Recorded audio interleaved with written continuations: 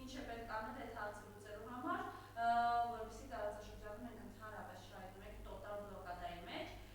բայց մինչ այդ երեքշաբթ էին նախագահին հարցնում Ալեն Սիմոնյանի հայտարարության մասին, վստահ եմ դուք ծանոթ եք Ալեն Սիմոնյանը ինչ էր ասել, խոսել էր 2000-2002 թվականներին իր ծառայության ժամանակ, երբ նախագահ եղել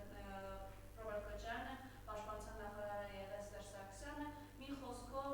բարդակ ա եղել, իրանք սոված են եղել, փախնում էին, որ հաց ճարեն, ուտեն, դե հիշում եք նաև պական էլ կար, որը ժամանակ կա, անցյալը չխոսենք, կա, որը օրինակ խոսում էր Մելքոնյան Գագիկի ըստեյության, ու ասում էր տենց է, կարող է Մելքոնյան Գագիկն ներկայացնել գողացել ձեր, այս ամեն ինչի մասին, խնդրեմ ինչ ունեք ասելու, նախագահի իհարկե ասած ամեն ինչ տված թեմայի չենք անդրադառնալու, կամ ոնց եք դուք դա հիմք ընդունում, պատասխանելու Ալեն Սիմոնյանի հայտարարությանը, հիմա ձեր տեսք եք։ Շնորհակալ եմ հրավերի համար, վաղուց ձեր հյուրը չի եղել,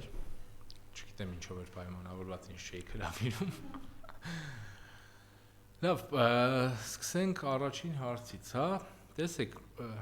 իմ պատկերացրած իդեալական Հայաստանում նույնիսկ վերանանք անձերից, հա, երբ որ երկրի նախագահին կամ Ռոբերտ Քոչարյանի մակարդակի մարդու հարցնեին ցիտելով Ալեն Սիմոնյանի մակարդակի մարդու, իդեալական պայմաններում պետք է հետևյալ հարցը հնչեր նախագահի կողմից, իսկ դա ով է։ Բայց ունենք մի իրավիճակ, որ մի կողմում ունենք հաղթած նախագահ, երկու երկրի նախագահ, այսպես մեծ ու հարուստ կենսափորձով նախագահին հարցնում են ու ինչ-ինչ պայմանների բերմամբ նա ոչ միայն ստիպված է եղել ծանոթանալ կամ գոնե վիզուալ ճանաչել, որ կա գոյություն ունի նման մարդ, մի բան էլ մեկնաբանել նրա ասածները։ Բայց ես ստիպված եմ հիմա որպես այդ մեկնաբանության մեկնաբանություն, հա, ներկայացնեմ։ Տեսեք, երբ որ մարդիկ ինչ-որ բանի, գործողության, երևույթի գնահատական են տալիս, որպես կանոն չափելիության կամ չափման միավորը լինում է սեփական կարծրատիպերը։ Օրինակ, որևէ նորմալ մարդու որ հարցնես, որն է բանակի լավը կամ վատը լինելու չափման միավորը, բնականաբար 2-3 կոմպոնենտ պետք է լինի։ Այդ բանակի մարտունակությունը, X պայմաններում կամ X ժամանակահատվածում հաշվետու համեմատելի ժամանակահատվածում այդ բանակի ունեցած կորուստները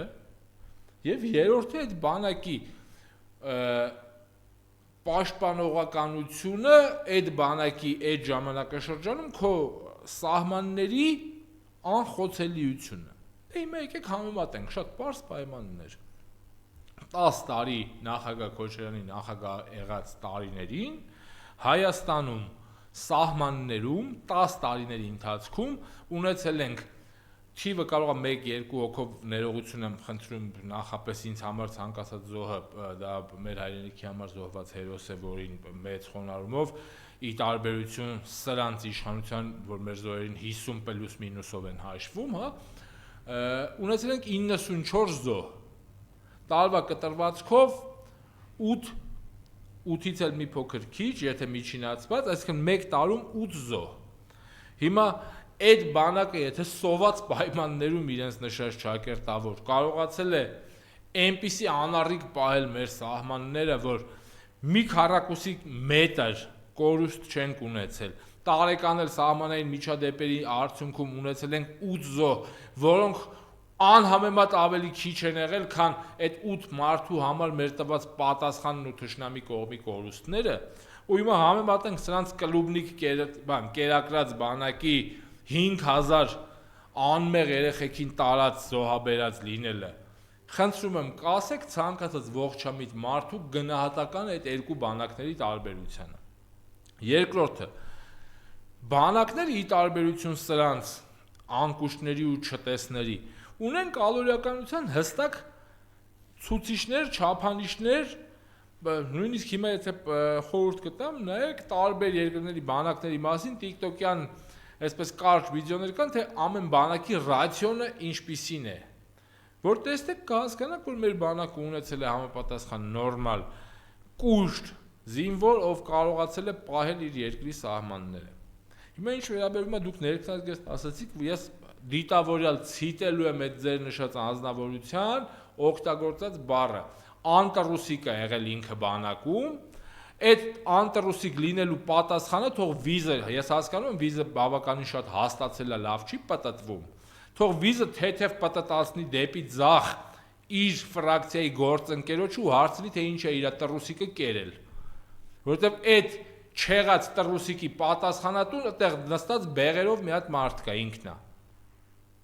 Մելքոնյան Գագիկը։ Իսկ Արեն Սիմոնյանի այսպիսի բաղացքը կարծում երեք էլ ասել է, հա, Ես չեմ հետևում դուք ներողություն, բայց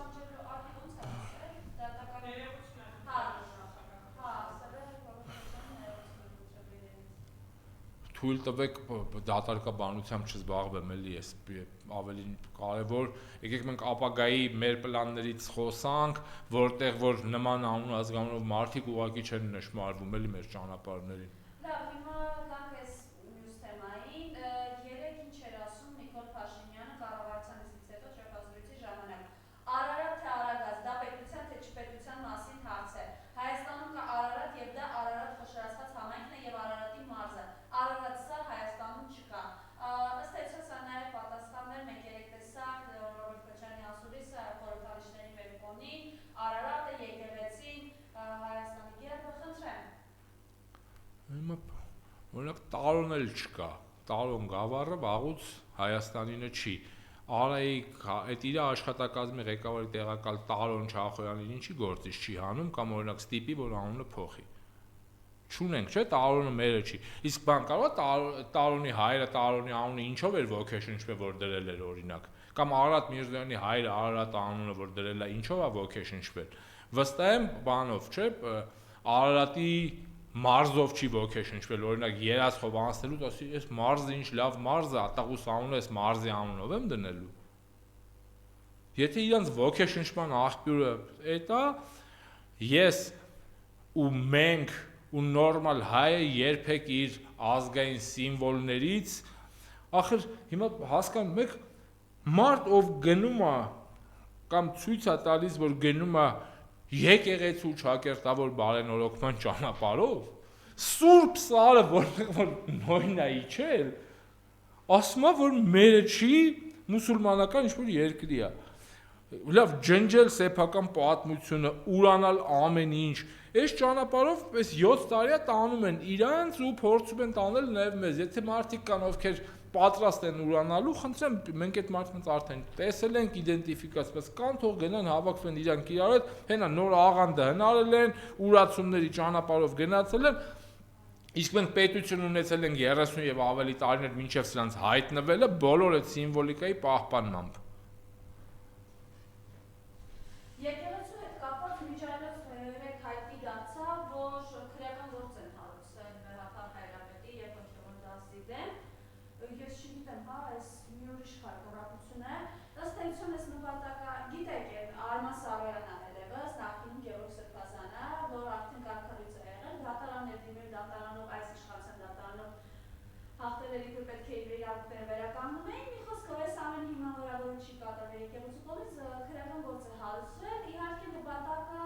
արգելք դե սահմանափակումը վեհափախոր եւ հոգեվոր դասի մուտքի երքի եւ գիտեք առաջկա եպիսկոպոսական ժողով է նախատեսված, խնդրեմ այս մասով ձեր տեսեք։ Եվ մի փոքր մանրամասը եկեղեցու դեմ արշավը իրենք որքան են շարունակելու, ըստ էության մենք տեսնենք, որ Փաշինյանը հարցեր չունի։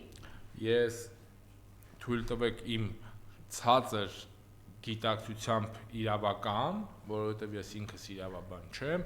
սա մեկնաբանությունն է շատ ավելի մեր իրավաբան գործընկերները կանեմ, բայց ես ուզում տրամաբանական շղթա կառուցենք, հա, միասին, այսպեսի մի վարժություն իրականացնենք։ Տեսեք, Հայաստանի սահմանադրությամբ ամրագրված է, որ Հայաստանում իշխանությունը ունի 3 ճյուղ՝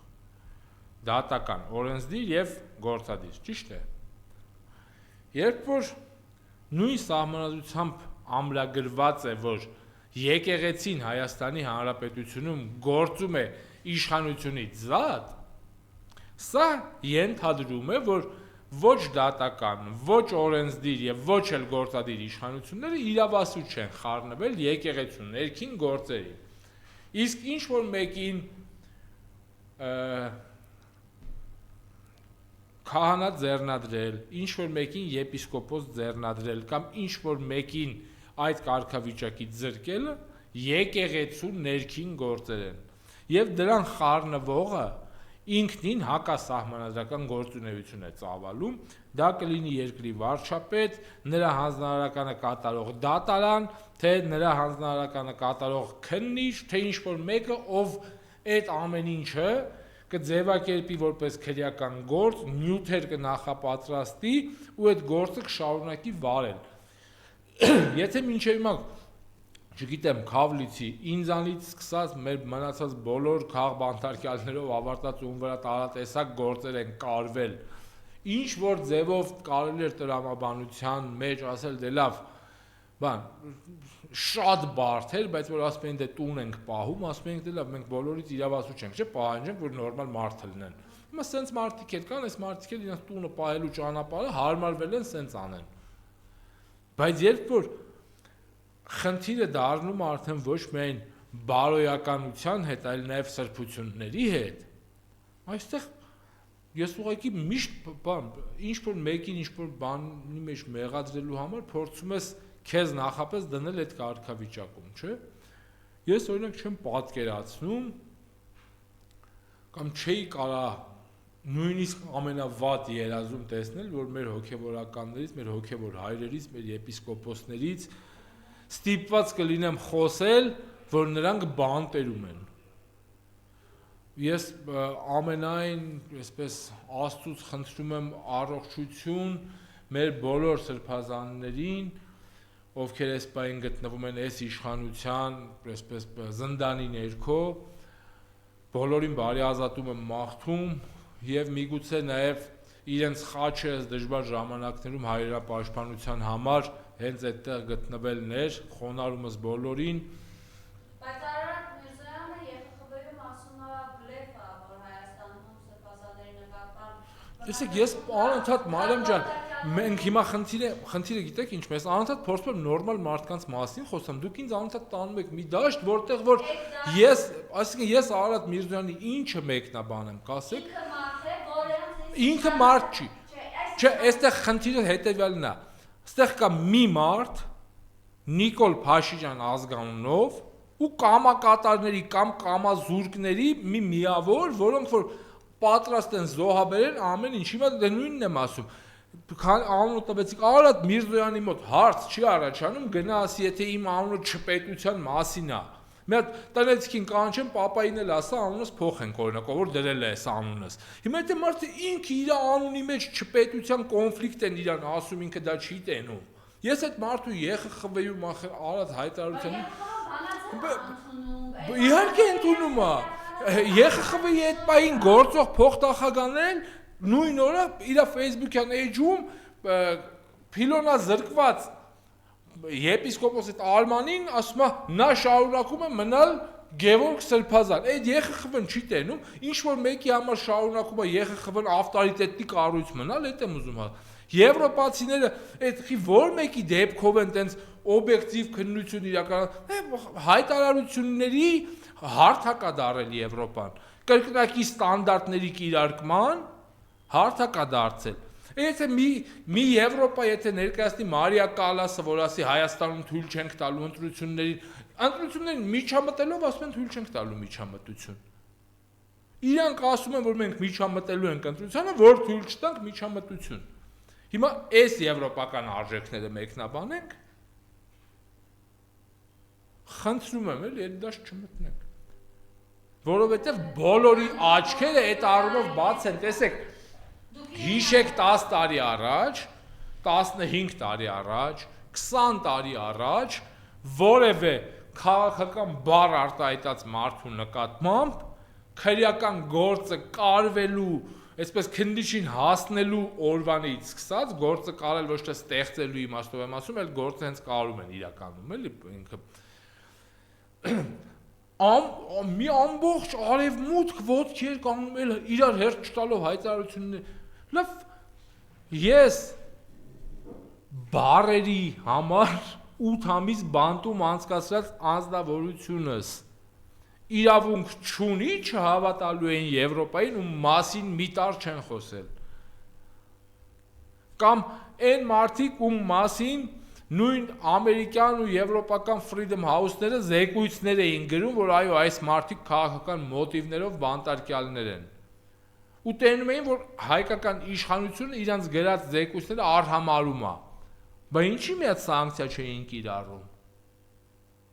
Որովհետև հավաքական արևմուտքը սովոր է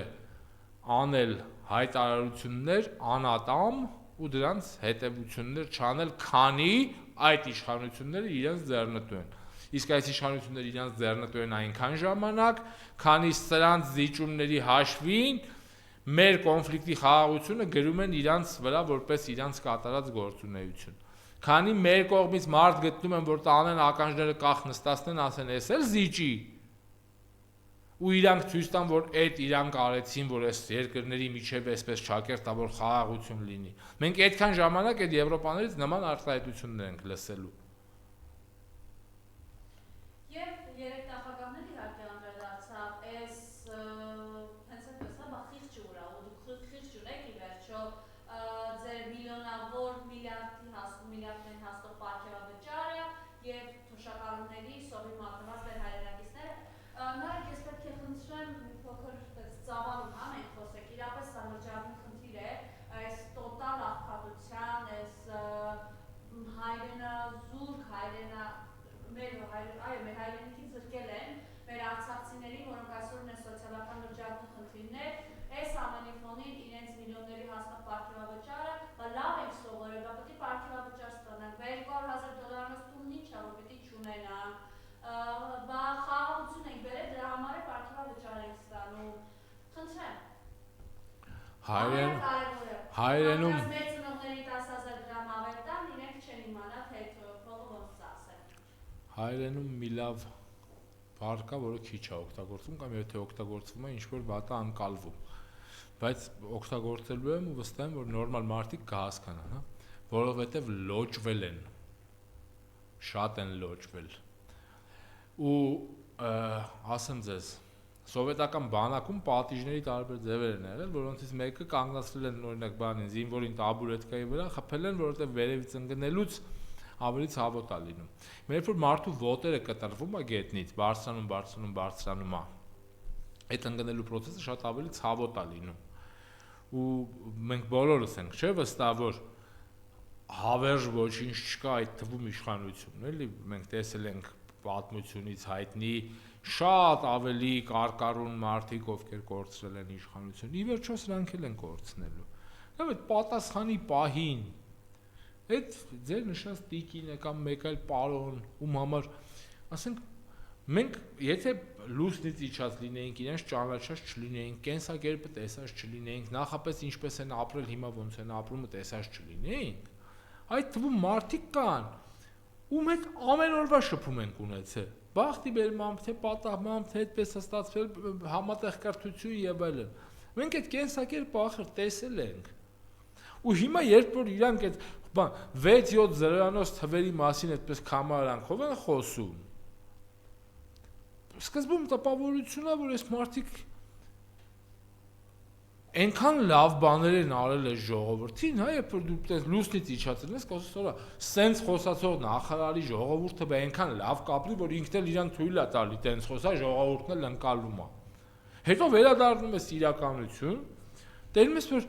թոշակառուն ոչ միայն չի կարում դեղորայք գնի, թոշակառուն չի կարում կոմունալ մուծի, թոշակառուն չի կարում այն նվազագույն նույնիսկ պարենային մթերքների զամբյուղը ապահովի։ Այս մարդիկ իրանց նախարարին հարց են տալի, ինչքան եք պարգևաճար ստացած, mən չեմ հիշում, 6, 7, 8 միլիոն, այսինքն մի միլիոնը իրանց համար այնքան կայի մեջ հաշվարկային խնդիր է տվել։ Դե հիմա եկեք պարզ մաթեմատիկա։ Թոշակառուի տարիքը 63 տարեկանից անցնում են թոշակի, ճիշտ է։ Միջին կյանքի տևողությունը Հայաստանի Հանրապետությունում 72 տարեկանին է, վերցնում ենք 75։ Իսկին թոշակառուն 12 տարի թոշակ էր ստանալու։ Միջին թոշակը համարում եմ 35,000 դրամ, 40 թող լինի։ 12 ամսում 480,000 դրամ տարեկան թոշակառուի թոշակը, 15 տարում 500 անգամ 7.5 միլիոն դրամ, այսինքն մի նախարարի մի նոր տարվա պարգևատրումը հավասար է մի թոշակառուի ամբողջ կյանքի համար ստացած թոշակին։ Մի թոշակառուն ամբողջ կյանքում ստանում է մոտավորապես 7.5 միլիոն դրամ թոշակ, որովհետև ինքը այս պետության համար աշխատել է 40 տարի։ Ու ինչ որ մեկը նոր տարուն